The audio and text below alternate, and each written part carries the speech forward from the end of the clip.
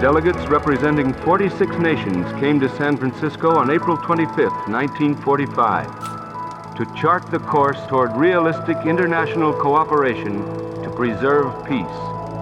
For 9 weeks in the spring of 1945, San Francisco was the center of men's hopes. The 1945 San Francisco conference galvanized the entire world. Representing almost 2,000 million people. It was a huge endeavor. All at war when the conference was begun, they came with hope, born of common struggle. And it culminated with the Charter of the United Nations. The Charter is a commitment to diplomacy and dialogue as a means to solve the problems and the challenges that we all face, as opposed to using power and strength.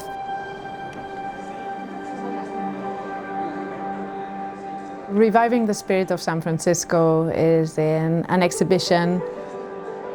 The exhibition features a series of photographs and videos of the 1945 San Francisco Conference. We called it Reviving the Spirit of San Francisco against the backdrop that I think is evident to anyone watching us today, which is of division and deep geopolitical tensions.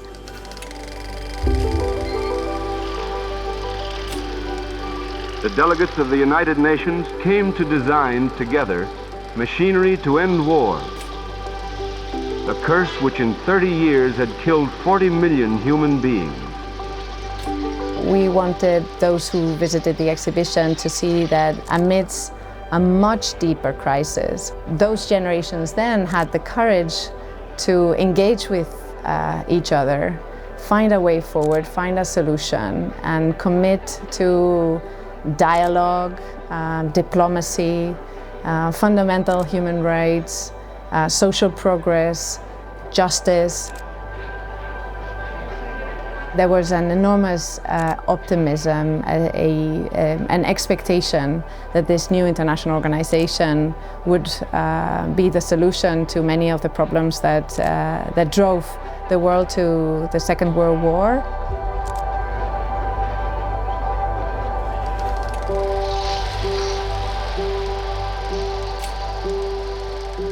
There were many who doubted that agreement could ever be reached by these 50 countries, differing so much in race and religion, in language and culture. But these differences were all forgotten in one unshakable unity of determination to find a way to end war. Once President Richard Nixon made his famous trip to meet with President Mao, the U.S. and the UN recognized China, and once that had happened, it rebalanced the Security Council. It meant that all the most powerful countries on the planet were now situated in those 5 slots, the 5 seats held by the veto countries. And it meant that from then on, the UN would be seen by the world as a truly representative body for security issues for the future.